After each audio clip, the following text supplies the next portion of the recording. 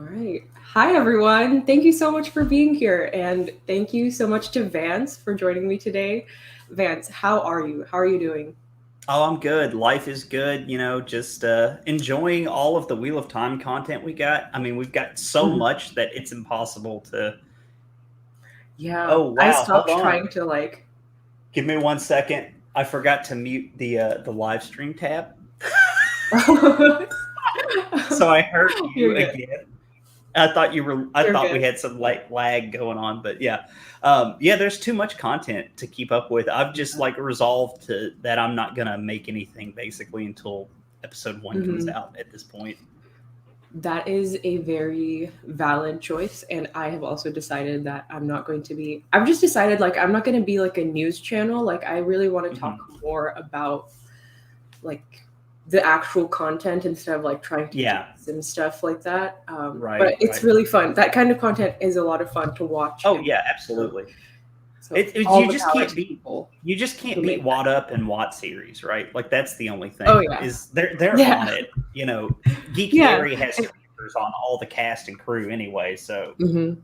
Yeah, so I'm gonna leave that to the experts, but yeah, we're definitely gonna be talking about Wheel of Time. But I also wanted to pick your brains about like other series because I know you read other books, but I don't think you get a chance to talk about it on your channel. So correct. I wanted to ask you about Malazan. I know you just finished Dead House Gates. Hmm. How was it? How was your Malazan experience so All far? right. So first off, when I picked up Gardens of the Moon, the first book, I was worried because people said, "Well, it's hard to get into. It's difficult to Mhm. follow. Nothing really happens for a while. The plot kind of meanders."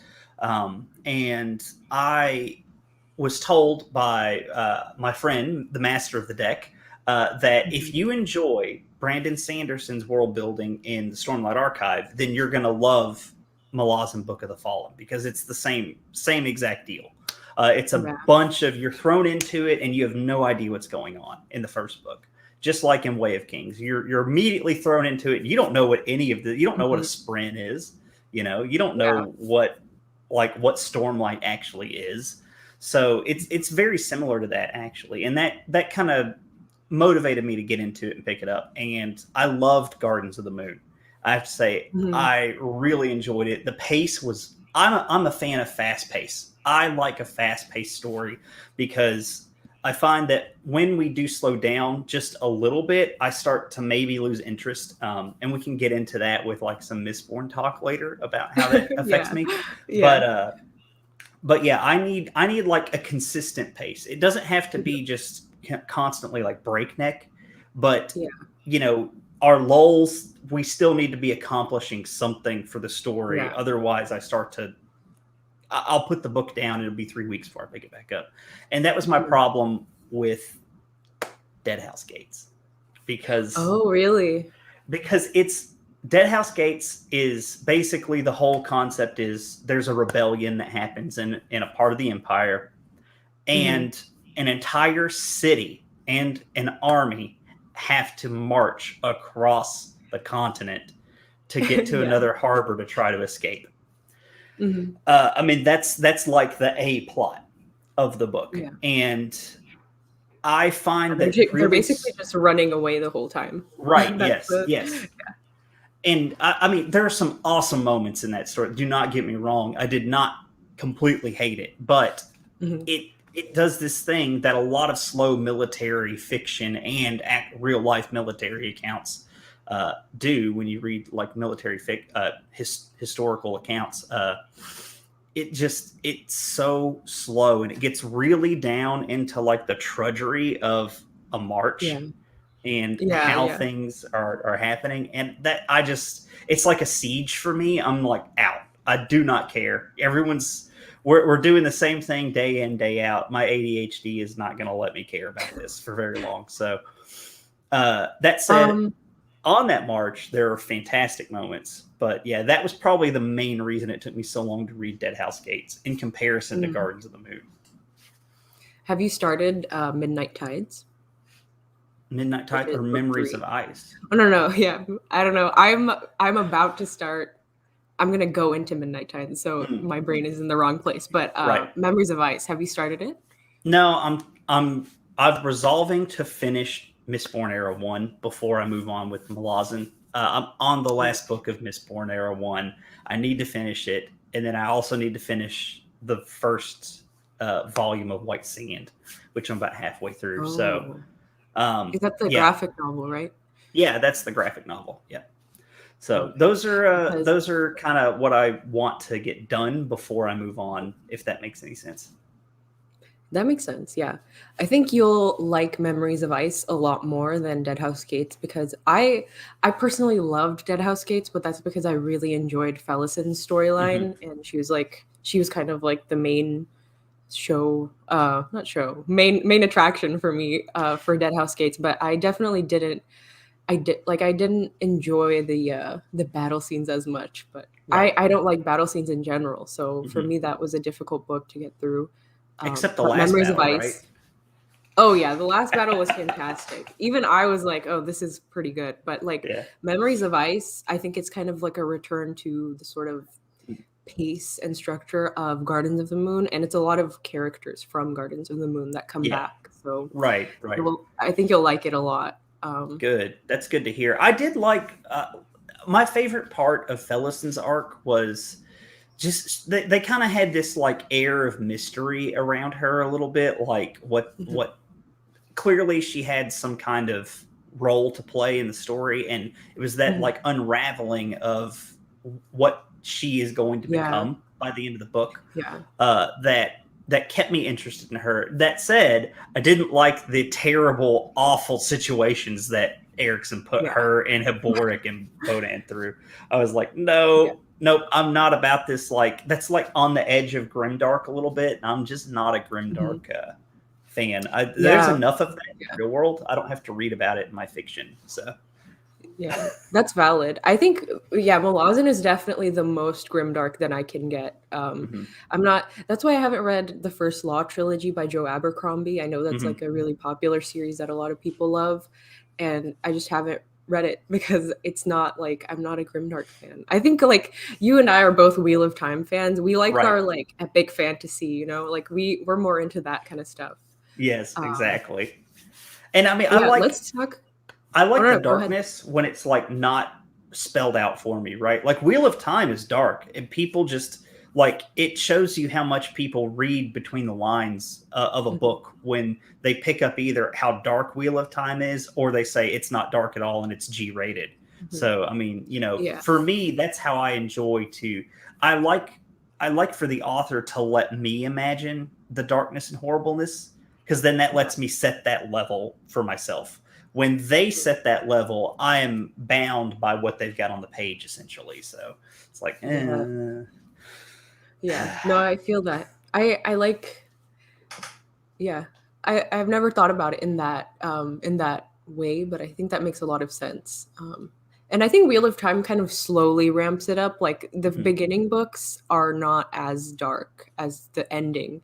And by the end you kind of we start getting into like really, really dark stuff. But Spoilers yeah. for the Great Hunt here. Nailed to a door. Just gonna throw that back Yeah. out there. The Yeah, like dungeon scene in Shinar is pretty gruesome. yeah. I feel like The Eye of the World is such a, like, quaint little novel where they're like, "Oh, these cute little country people," and you kinda get into it, and then, like, as you Yeah. keep reading, you're like, "Wait a minute, this is kinda messed up." Oh yeah. But, yeah, so Malazan is, h you're not gonna be reading Malazan immediately, but you're gonna be reading Mistborn. So let's talk about Hmm. Mistborn because I know you have a lot Okay. of stuff to say about I Mistborn. have I have thoughts. I have thoughts and opinions. First off, Mistborn Book One, Era One, Final Empire, fantastic. It's a 5 out of 5 book. Recommend it to everybody. That is a wonderful book. Uh, Mhm. book Two of Era One, The Well of Ascension, was some of the absolute most miserable reading experience I have ever subjected myself to. And I pushed myself through it because it's Brandon Sanderson, it's the Cosmere, and you have to read Mistborn to really get the most out of Stormlight Archive. And I was like, I'll Mhm. do it. I'll do this. And Well of Ascension is just not a book for me. I think I like generously rated it like a 4 out of 10. Um, Mhm. but I think it's a book I will never reread. If anyone is gonna like, Yeah. if that's how you judge a book, like I would reread Final Empire, but I would never reread The Well of Ascension because it's a siege. It takes place in a Hmm. city in a siege, which I've just established. I hate those kinds of storylines. Yeah. And I just feel like so little happens for so long in that book because how spoiler heavy are we on Mistborn Era 1 here? I haven't read Well of Ascension, so let's keep it Okay. pretty spoiler free. So So I do okay. want to read it eventually, though. So I Well, want but to, though I know what it's pretty happens. bad. You know what happens at the end of Final Empire. Then though, you've read Final Empire, right? Yeah. I mean, So yeah, yeah. I don't know if, basically, Brandon. yeah. There's a major character that dies at the end of Final Hmm. Empire, and Brandon Yeah. then has to take a very minor character from Final Empire and smack all of his development into this book so that we care about Hmm. him for the third book. And Yeah. that's basically what. Then he introduces a new antagonist that is like the most edgelord emo boy I think has ever been Yeah. put to page, Yeah. and It's it's just none interesting of that because, works yeah, for like me. the end of the Final Empire is like, it feels like you wrapped up the whole story. So I feel like Well of Ascension has the job of like restarting the story. And I don't know if it does a good job of it. Well, in my opinion, no. Yeah. So, I mean, all that said, there is a Sander Lanch at the end of Well of Ascension, and it is Mhm. gripping. It's pretty good, but it is in terms of like if you were to rank Sander Lanches, like anything in Stormlight Archive just beats the pants off of it. Yeah. The Final Empire's Sander Lanch totally outclasses it, and I mean even Warbreaker completely just Yeah. smacks it out of the Yeah. water. So it's just like, eh. Yeah, I have that problem a lot with Brandon Sanderson where like his beginnings tend to be really rough for me where I'm like this is the worst book I've ever read. And Mhm. then like once I push through that first third and I get into this like two-thirds mark, I'm like okay, I'm starting to like really get into these characters and like I'm starting to enjoy what's happening. And then by the end, I'm like okay, I see what's going on here. But Right. his beginnings tend to be really rough. And I felt that way about Edge Dancer, which I recently read. And it felt like it was the beginning was just so like exposition heavy, and Oh it's like yeah. the same thing with a lot of like Warbreaker was like that as well. But yeah, hello to everyone in the chat. I know I haven't been Yes. acknowledging the chat, but hello everyone, thank you so much for joining us. That was actually what I um was just setting up over yeah. here. Yeah, hello Chansone, how are you doing? Hope you're doing well. Hi Dana. Oh, hello, Loyal's Book Club. Love the name. Wolf Runner. Yeah, Mistborn seems to be a pretty rough patch for a lot of people, but I do enjoy Stormlight Mhm. so much. Oh Who's yeah, your yeah. favorite Stormlight character, Vance? Why do you have to make me pick? I mean, probably Zeth's son Villano. Okay. Truthless of Shinovar is probably my favorite character, and he's like the character who's the least like me in real life. Mm, I think probably the character that I am the most similar to is Adolin. Like to be completely honest, but yeah, I can and I see it. like Adolin. I like it. I don't hate Mhm. Adolin, but he's just not like he's not like up there on my list of like it's like I want to be like a Khaled and Zeth Dalinar, Uh-huh. and I'm like an Adolin right now. Now I Adolin think is wait cool though. I love Adolin. I know everyone loves Adolin. That's the thing is like no one says like, Khaled, and sometimes when he first met him was like he's just a rich boy, never had to do anything hard No. in his life, and then they become like super best friends. So, Yeah. but Have you read any Guy Gavriel K books? ooh, have I read any Guy Gavriel K? I don't think so. I know of Guy Gavriel K, and I want Mhm. to say that's because he wrote something. I can't He remember wrote what it was. Tigana, which is probably his most famous book, or also Lions of Alverson. No, I haven't read any of those. That's valid. Neither have I. I have Okay. Tigana, but I just wanted to ask since someone in the chat asked. Okay. Yeah, Yeah, I like I've I not. like Seth. Zeth. Seth. Do you say Seth or I Zeth? say Zeth. Zeth. So I put like an S into a Z. Seth. So, Seth. but Zeth. yeah, I don't know. I mean, Valid. I just go with whatever Michael and Kate do for Stormlight because I know that Brandon works pretty closely with them on Mm, actually how things are pronounced, as opposed to how they had to go through the process through the Wheel of Time, where mm. RJ said, you Do do whatever you whatever." want. Freestyle. Did Yeah, you listen to freestyle. the Wheel of Time audiobooks or did you read them So physically? I read the first. So I read the first 8 books, 9 books Mhm, actually, physically, and then I mhm. was driving to work, so I got the audiobooks and finished the series on Mm, audiobook. So it yeah. was different, very Mhm. different for me because I would hear character names and be like, I do not know who this is. Am I going crazy? And I'd have to come home and look them up, like, Oh or yeah. when I got to work, like go on like the Wheel of Time wiki and be like, who's this character? Oh, I know them now. Yeah. That's not how I Yeah. thought that was pronounced. So yeah, that was an experience. Yeah. Do you think it enhanced? Do you think you would have? Well, because I think like if you read up till Winter's Heart, you kind of already read the slog. It would have been interesting, like if you read the slog like halfway and then you read like the rest of the slog like Well, see, with that's what audiobooks. I actually So like consider maybe. that I read the slog halfway because Oh, I okay. think the slog starts in Lord of Chaos actually. Um, Oh, Personally, okay. now I mean I'm also kind of team hashtag there is no slog. Like the slog is Yeah. this psychological barrier that people who tell you there is one put up in new readers' face. So I Yeah. don't ever want to tell a new reader that there is a slog necessarily, but I in know. my The opinion, slog discourse. yeah, in my opinion, if I was going to pick a starting point for me, it started in Lord of Chaos. So I was already halfway through it at that time. So in my Mhm. perspective, yes, that's exactly what I did. Yeah. Lord of Chaos is an interesting book because I feel like I wouldn't like it if it weren't for certain moments that are like just so Right. amazing. I And know. if you've read Lord of Chaos, you know what I'm talking about. But like in general, like that book is way too long, like way too long. Um, but yeah, I I let's talk 100% about agree it's too long. yeah. I do want to talk about Wheel of Time, but I want to talk about other things first because I Okay. feel like you talk about Wheel of Time all the time on your I channel. I know. want to give I you a know. chance to.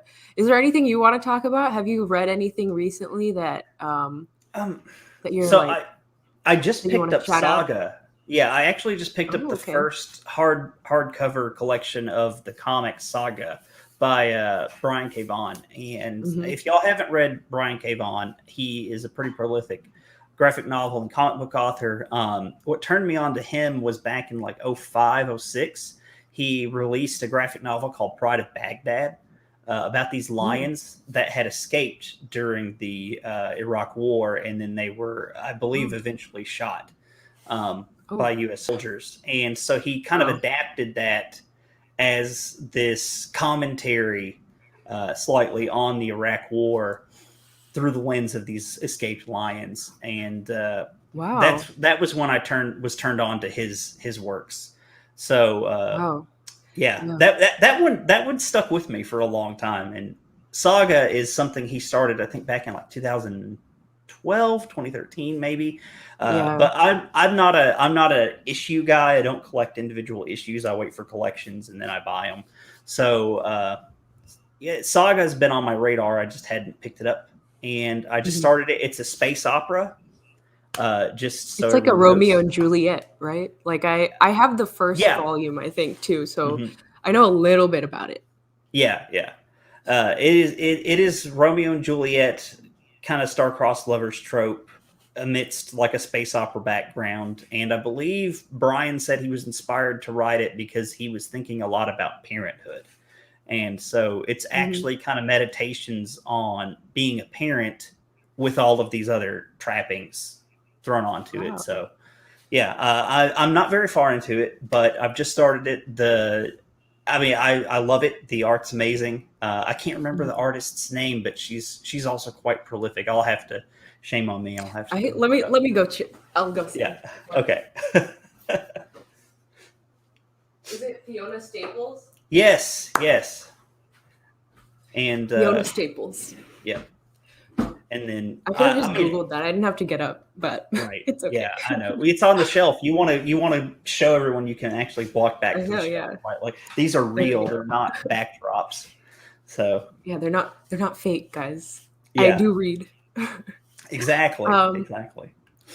I want to talk to you about content creation because I Mhm. feel like we started around the same time Yeah. and we've been doing this for like about a year now. So how how has your like perspective changed over this past year about content creation? Like how do you feel like I don't know, like what's your approach to like making content and like being a part of the fandom as a content creator? Yeah, it's really strange because I've full disclosure, I'd wanted to start a YouTube channel for a while. I was Mhm. interested in YouTube. I mean, I've spent obviously I'm a fairly middle age millennial, and Mhm. YouTube has been a huge part of my internet consumption since 2005, when it Yeah. first really hit the scene. So I've always been interested in it, and when I was first thinking about it, I was thinking about doing like a music channel, like with guitars and whatnot. Mhm. But I was looking at that, and most of the channels that do that do guitar gear reviews, and that's a lot of equipment and a lot of promo you got to do for these businesses, multiple businesses, and you just start Mhm. running out of room. I look at all these guitar tubers that I watch, and I mean, a lot of them have so I much love that. stuff. Guitar tubers. Yeah, guitar tube, it's a real thing, just like booktube and WattTube and all the other tubes out there. If there's anything out there, just put tube at the end of it, and like there's people making a living off of making videos about it. Yep, That's you what I love got it. about YouTube. Yeah, exactly. But they just have so much stuff, and I have limited space. Like, Yeah. and I mean, they also have limited space when I started, but it just gets to a point where it's like, I don't want that much gear, and it's a Yeah. lot of work to try to compete with the already established channels and everyone else who's a guitar player who wants to do this. Because let's be honest, making a living as a musician, like as just a musician, is really difficult in Yeah. 2021. Obviously, you can do your session gigs and you can do pickups and stuff like that for folks. You can also try to Mhm. get into composition and do it that way. But your dreams of being the rock star basically died in 1999, 2000, when the Yeah. record industry peaked. So Unfortunately. right. Yes. Yeah. But you can make money doing music, and you can still make and release your music, but you're not doing it through a label anymore. You do it self-published on Bandcamp or something like that. And so, Yeah. anyway, this is getting long-winded, but basically, uh, you know, a lot of these folks who are musicians who want to start in that space, and that was kind of how Mhm. I was thinking about it. But it's really competitive, and I was not interested in it. So when I heard about Wheel of Time being picked up as a show, I was interested. I actually made a Twitter account just to follow like the news on there Mhm. initially, but I didn't really join Twitter at the time. I didn't get active or anything. And that was around the time the casting news dropped, I think. And Oh, okay. I was just really excited and following stuff. I'd already been following like Daniel and Nameless, and who else had a channel? Oh, Jade, Bedtime Bookworm. She had done a Wheel of Time reread series called The Watt Along. And so I Oh, was okay. following them for Wheel of Time content on YouTube at the time. They were like the only three I Mhm. knew about. And this was 2018, 2019, sometime in that nebulous time frame. Yeah. Uh, Yeah. but then I saw a bunch of other new YouTubers popping up, and I realized that these are just other fans. They don't have any special like information. There's no secret sauce. They're using the same resources available to you and me to make their Mhm. videos. They're using the Wheel of Time wiki. They're using Watt Encyclopedia. They're using Theoryland. They're using their books. They're using maybe the only things that some folks might have that others might not are like the companion and then the encyclopedia, the world of Robert Jordan's Wheel of Time. Yeah. But, you know, those are essentially available online in the form of the wiki. So yeah. I was like, you know, I'm just going to do it. And I started with, you know, my buddy Drew initially is doing like a video style podcast, and he got busy and it became just me. And my approach to the whole thing has shifted because we were just going to get on and talk about Wheel of Time. That was it. Like that. We just wanted to record ourselves having conversations about the series. And then it developed more into like video essays. And so how I approach that is that if I'm not really interested in the topic, like if I start working on it and then I find out that my interest is just not actually what it was, I drop it because I don't think I can make a good video if I don't love what I'm talking about. And that doesn't mean I delete everything I did, right? Like I may find the passion for that from a different viewpoint later on. So I keep all of that info and work I've done, but maybe the angle I was looking at it from wasn't quite right for how I need to discuss it. And I just don't want to be throwing, like I've tried this. I've tried to throw things out before that just to throw videos out and stay consistent with like your schedule and whatnot. But I mean, that has mixed results. Yeah, you get views, but you don't get subs. So, and then maybe if you do get subs, they don't become returning subs. So you have to have this balance of like, you have to make content people want to watch, but you got to make what you want to make at the same time. And you've got to strike the balance of entertainment and getting your perspective out there, if that makes any sense. Yeah, for sure. Yeah, I've definitely, I used to do that too, where I was like, I have to make a video every week. And now I just kind of make a video when I feel like I have something to say. Yeah. And I mean, it's different for me because I'm also like a booktuber. I'm not primarily a Wheel of Time content creator, but I mean, it might be, you might want to like keep this under wraps. So if you're going to keep it like a secret, you don't have to answer this question, but like, how are you going to approach like the show when it comes out? Like, are you going to make weekly videos? Are you going to like what are you thinking you're going to do? Right. So we're going to be really excited at the time. My first thing I'm going to try to get out is a very quick and I hate to use it, but like a quick and dirty, like a relatively uncut, unedited review of each episode. So I've already got like that whole week off, believe it or not. And I'm going, if it drops before or the week after. Like no, the whole week, like the week of the premiere, like the week of the 15th is off. Because we're earlier in the week, we're taking my mother-in-law to some places to go sightseeing around. So, yeah. But yeah, that Thursday, if it drops on Thursday evening, GMT, I'm ready because I usually work on Thursday evenings. And I was like, I can't, nope. If it drops, I've got to be on it. So I took that day off. Yeah. So what I'll do is I'll watch episode 1, do a quick record my thoughts, and watch it back real quick. And if there's anything I need to add, or, you know, obviously I can cut stuff out in editing, but if there's anything I need to add after that, I'll go back and make that point. And then I will immediately go into episode 2 and do the same process for 2 and 3, right out of the gate. That's my first goal. And then I'm going to follow that up with the attempt to do the same thing weekly, but also make a little bit more in-depth videos and discussions based on the videos. Yeah, I mean, that's going to give me content and a lot of other Wheel of Time YouTubers content for probably 2 to 3 months, to be completely honest. And I mean, then we'll slow down, obviously, but we'll still be able to make. That's when you'll get into like maybe the longer form, more reflective content of how does this stack up to the book so far? You know, do we feel like this is really you'll get into those deep discussions of does it feel like it honors Robert Jordan's legacy, or does it feel like it's too far of a departure? You know, and obviously we're going to have people who, no matter what they do, they're going to say it's too far of a departure. So yeah. But I'm we've definitely seen a lot of that.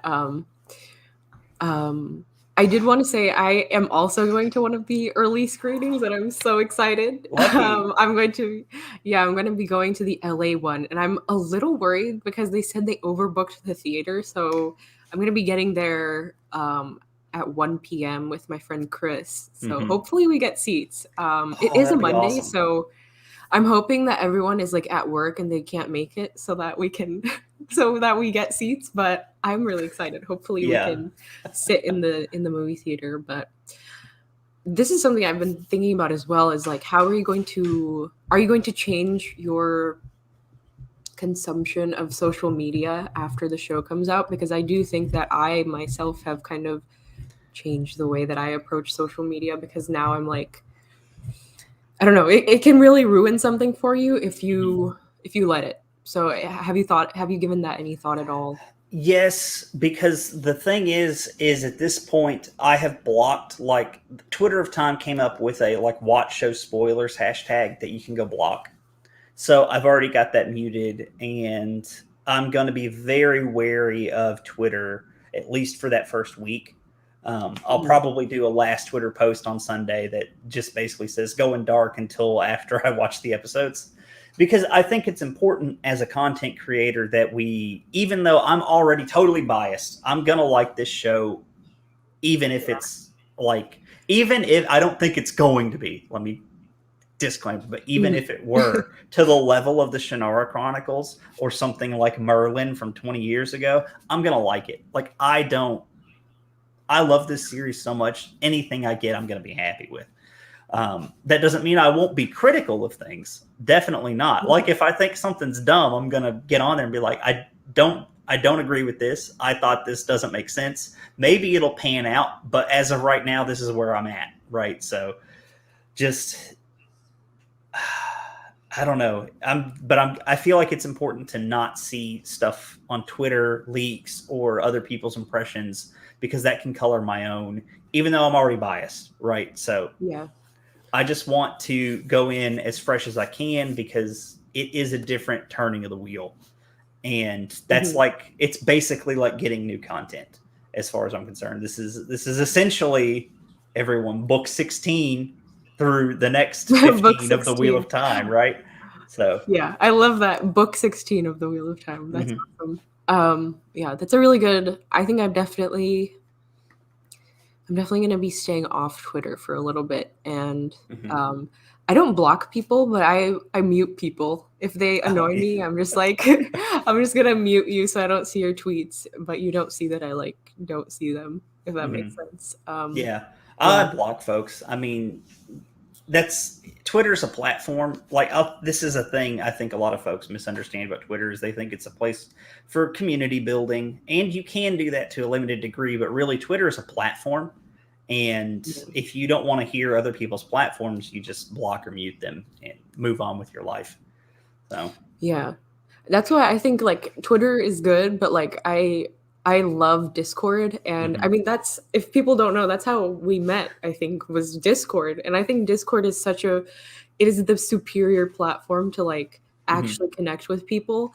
And Twitter, I just go on Twitter to like get my hot takes off, just to like just make my jokes and leave. But like Right. Discord is really where the discussions happen, and like Mhm. you get into really interesting sort of like yeah. Right. If you're looking for more like in-depth, like actual connecting with other fans, Discord is absolutely the way to go.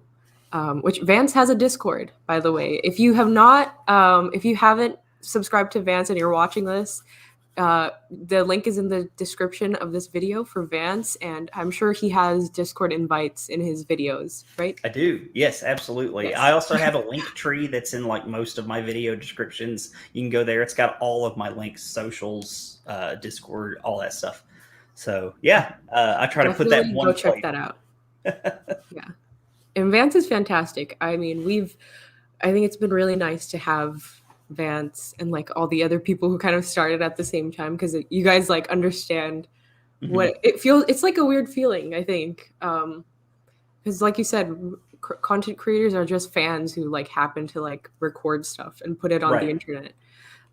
There's really no difference. But Mhm. I think but there is a difference at the end of the day, because a lot of the times content creators have bigger platforms Yes. and stuff like that, and with a with a bigger platform comes bigger responsibility. Right. Uh, Yes. Of course.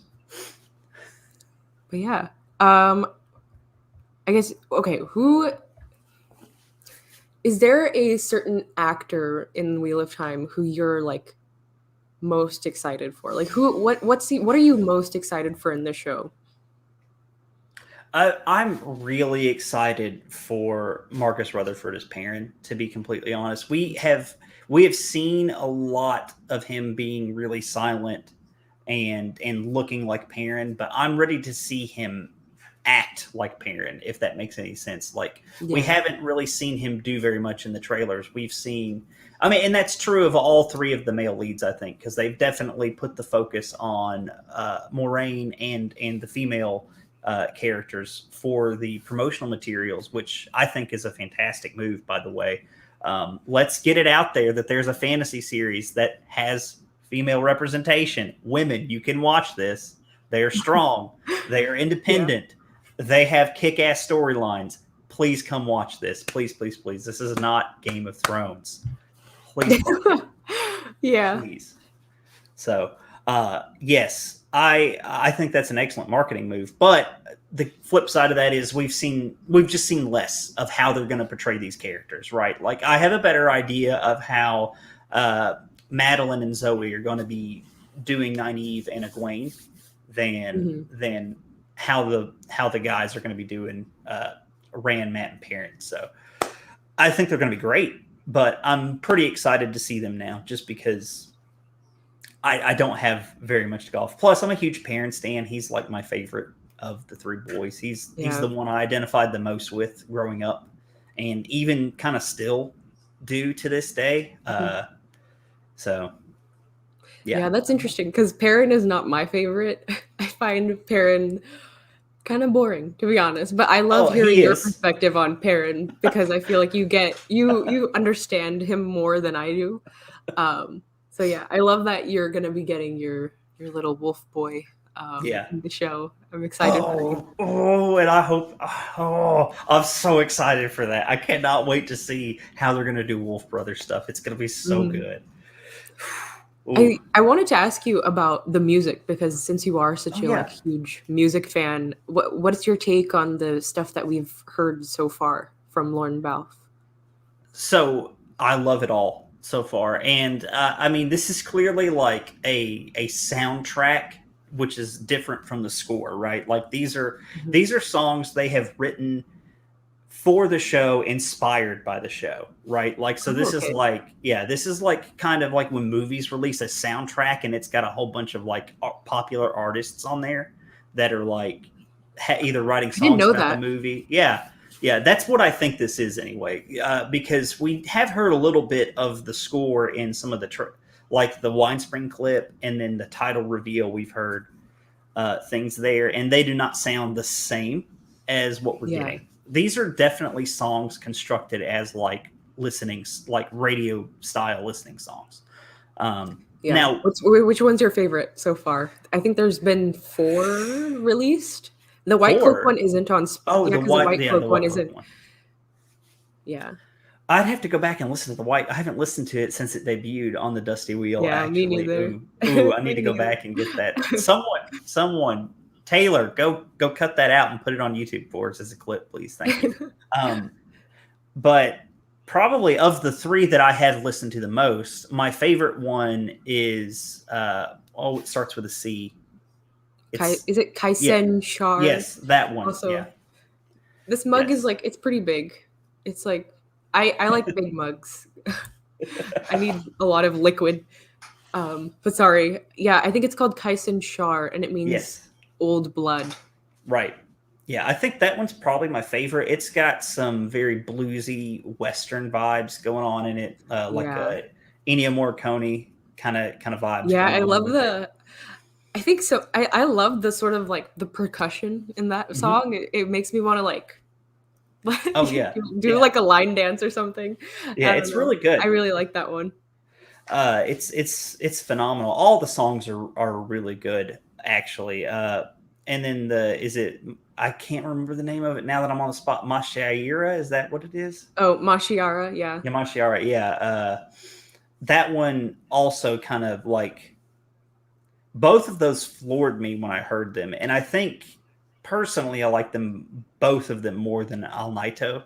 That said, Al Oh, Naito has that emotional like connection because it was the first one we got. yeah. So it's like, I love El Naito. Like when it dropped, like that whole day, I just listened to it on repeat. I mhm. was like so Oh, excited. I went and bought it as soon as I could. Like I Oh, have it really? on You my bought phone. it? Yeah, yeah, I Oh yeah, listened I to it. forgot you're like Oh, I'm not in like it. offense, but you have like a moral problem with Spotify.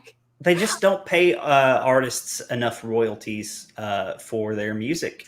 I mean, that's why Taylor Swift got off of it a long time ago. I don't know if she's back on, Yeah, but she is. She's back on okay, it. yeah. But I she mean, you're probably gets right. paid. She probably gets paid enough now, Yeah, but everyone she else gets a doesn't. lot. She Yeah. has a lot of streams. Hmm. Um, yeah. I mean, I agree with you. Spotify is probably pretty sketchy, but it's $5 a month when you're a student, so you can't Right. beat it. Yeah. I mean, I don't blame people, right? Like it's just part of this, and to digress, it's part of the commodification of music, and just how it's not about like the artistry of really like enjoying your songs anymore and having the entire Mhm. package that you have a listening experience. It's just about, oh, let's go, next song, let's go. I have access to all of these songs. So definitely, Yeah. when I was younger, Spotify would have been something I was totally into. But as I've gotten older, and I'm just like kind of more set in my like, this is my musical taste, and it's Mhm. not that I don't go listen to new stuff. I do, but like this is the stuff I want to spend my money on. Yeah. I've kind of got an appreciation for that. So leading back to Wheel of Time, I will be purchasing those vinyl LPs that will be released. Yes. So please give me I that. was Give me gonna that say, $200 box set. yeah, I was gonna say I do not own a vinyl like a record player, but Mhm. I when he said that they're gonna be releasing four soundtracks, would it be soundtracks? Yeah. Um, Well, four yeah, albums. when he's So I imagine one of okay, those is the soundtrack, and then like the score, and then maybe something yeah. else. So, Yeah, when he said that, I was like, if there's gonna be vinyl, I just have to get it. Just because, yep. like, I'm gonna be one of those annoying people who has to like collect all the Wheel of Time merchandise. Oh yeah, same. Like I'm just gonna be spending all my money on it. And I did get a new job recently with a pay raise, so that's where my money is gonna be going towards. It's just Wheel of Time merchandise. And oh, Clara has a question for you. Oh yeah, I Vance, just do saw you that. collect CDs, records? Do you have a preferred source? Oh, so I do have my CD collection down there. Although technically the CDs are in like a case, carrying case, but I have all their jewel cases down there on my shelf, which is behind my camera. I'm pointing at it, and you can't see it. Uh, I know. Why are you so pointing at my legs? I know, right? These, so it used to be I would just buy all my like CDs new at like Hastings or Best Buy, but these days, Hastings. why? What is that? Yeah, Hastings was a bookstore and a Oh, like a video rental place, so you could go like rent video games, movies, buy books, buy music.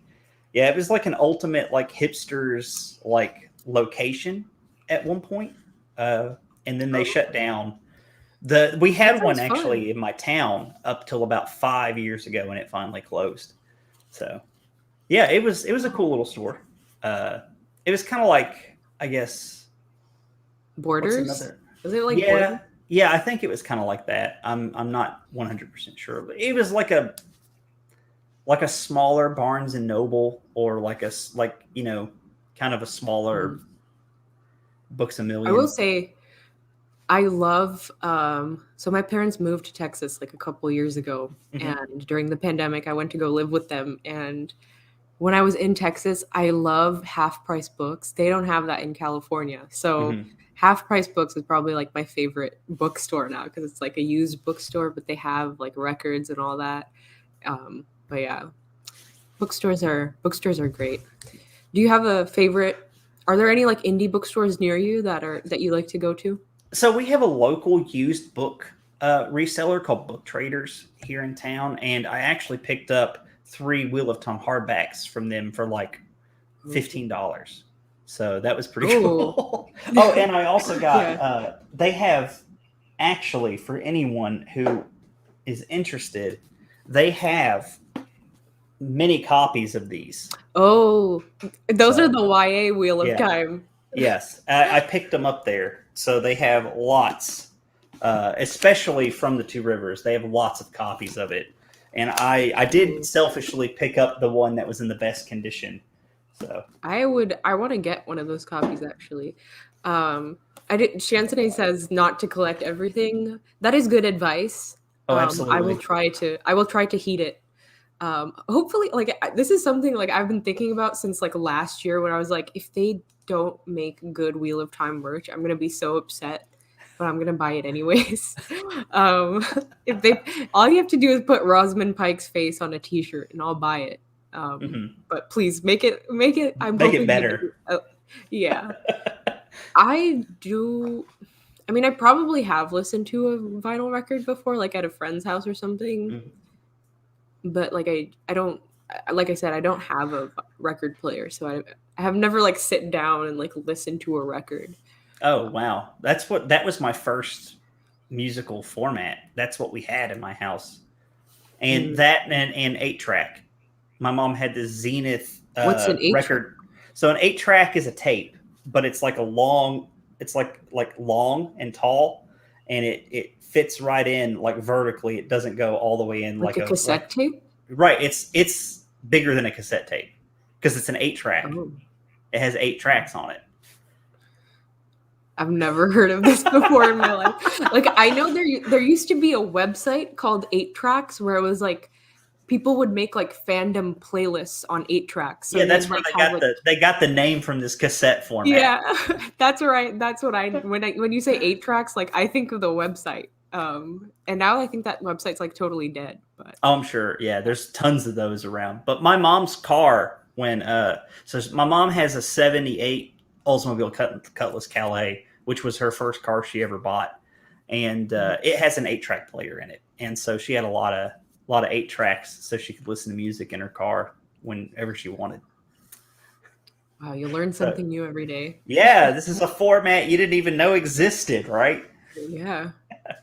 Ooh, But Colorado has the Tattered Cover Bookstore. Ooh, I like that name. That's so ooh, like that's cool. whimsical. Yes, I want an Aes Sedai ring. Hmm. Absolutely. Oh, if they were, Trademark I'll probably of buy. 86. Yeah, I'll probably buy Aes Sedai rings just to like set on my shelf up over here or Hmm. here, just to have Or you them. could have like a little belt, like a little white Ain't no white cloak here. Ain't no. belt. um, they're like VHS tapes. Yeah, that's what people are saying. Yeah, they're big. they're Yeah, I really got big. see, so when I was on the Dusty Wheel, if you ever go on the Dusty Wheel, Matt Hatch will send you a Wheel of Time mug, but mine broke when I moved. So I Here's just mine. ordered a new one today, and it is the big one. It's like the big latte mug. I Oh, was the gonna get that one. oh, Yeah. I told you I like big mugs. See, the small ones don't cut it for me because I like to have like a big. Yeah, I was thinking about getting that one, but I don't really drink beer that often. So I was like, I 90% of the time I drink water out of these. valid, I honestly. mean that's what's in this Wheel Reads one right here. By the way, in case y'all don't know, the Wheel Reads are some good friends of mine, and Oh they yeah, also have frosty mugs. They are a Wheel of Time reread podcast. You should go check them out. yeah. I think we met on the Wheel Reads Discord, Yes. or like that was definitely where we like started talking a lot. Yeah. Um, Yeah. Daniel Henney as Lan, definitely super excited for that one. And Loyal Hamed Animishon. Am I saying that correctly? Probably not. But Loyal is definitely a Oh yeah. character I'm super excited for. Yeah. Um, I want to see how he looks. Like that's the thing is I'm super excited to see what they've done with the Loyal costuming. Definitely, yeah. Yes, we talked about this earlier, but I'm going to the one in LA, which I feel weird about saying that I'm gonna be there because I'm like, what if like some creepy people show up? But I'm sure y'all are fine. But yeah, if you see me and you recognize me, come say hi. I don't know if anyone will recognize me or not, but if you do recognize me, come say hi. I will not bite you. It's gonna be weird to like interact with Wheel of Time fans in person, which Oh, we you it's an have experience. experience It's with an that with experience. Jordan Yeah. Con. How was Jordan Con for you? So, I mean, I'm going to preface this by stating it was not the typical Jordan Con experience because it was the first post-pandemic convention. It was capped at 500 people, and they had certain events that they normally have that they were not able to put them on this year. So, just want to throw that out there for everybody. But from my experience, I had a fantastic time. Granted, I went already knowing several people from Twitter, multiple content creators that I've been talking with over the past year, and Discord friends. So when I got there, like just saw people that I've seen their face on the internet.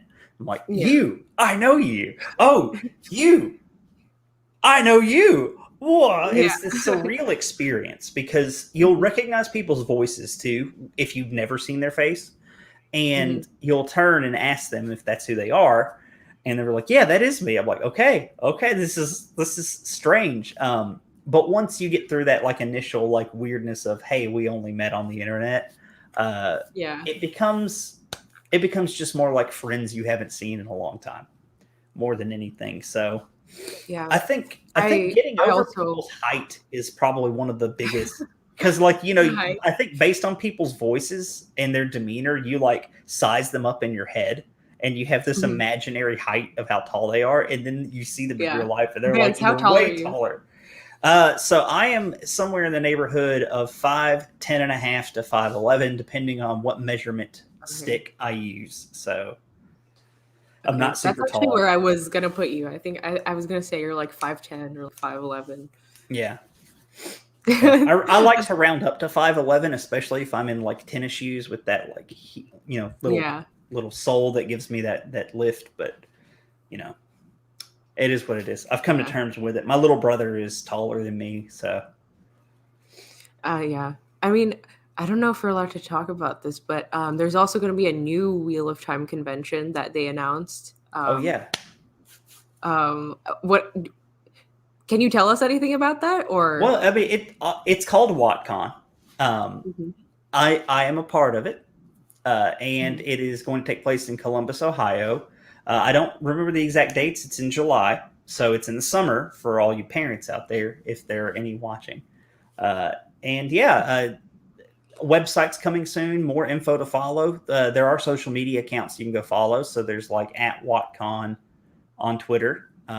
If you want to go there and check for the latest updates. But yeah, that's going to be a pretty exciting endeavor. I think that was one thing about that we noticed was there's more fandom now than a single convention can handle. Jordan Con's capped. They capped at 500 in a pandemic year, and then they're going to cap again in a non like when in a normal quote unquote year, where they're at capacity, and they're going to continue to be capped. Like there's just no way they can support the entirety of the fandom. Not to mention that are certain subsets of the fans who live in the Midwest or relatively close by that can't make it to Atlanta. I know that the West Coast fans often have this struggle. They can't make it to Jordan Con very easily. So, yeah. Yeah. I mean, I definitely want to go next year. So I'm like gonna start saving up now basically for Mhm. like a ticket. Yeah, because I mean I live in California, so Right. I would have to fly, and it's definitely, I mean, even then Ohio is still like pretty far away from Yeah. Yeah. California either way, but yeah, I do want to go out next year. That's something I'm gonna try really hard because I want to meet everyone too. And Hmm. I just want to meet like I just want to meet like all the Wheel of Time people and like go to the panels. I love conventions. I think Yeah. conventions are super fun. Have you been to any other conventions like to Comic Con or anything? No, I've been to. We have a little local comic book convention. That's what I've been to. So, JordanCon was my first like real convention, something that I went and traveled to go to. Like, I mean, it's not like I couldn't have ever gone to Dallas or anything for larger conventions, but it's just I have to What was really something like that surprised you about going to JordanCon? Like pleasantly surprised you?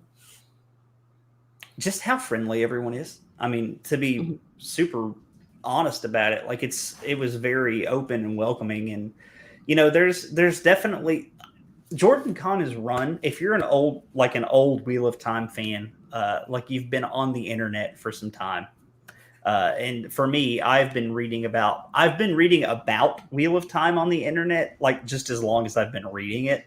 And Mhm. you see some of these names at Jordan Con who their names from websites and fan websites that have been around for a while. And so to see this element of the fandom, like the first generation of online fans who basically built Mhm. this convention, and actually just talk to them like people. It's like, oh, these are people I've read about online. I don't know who they are. Oh, they're just fans like us.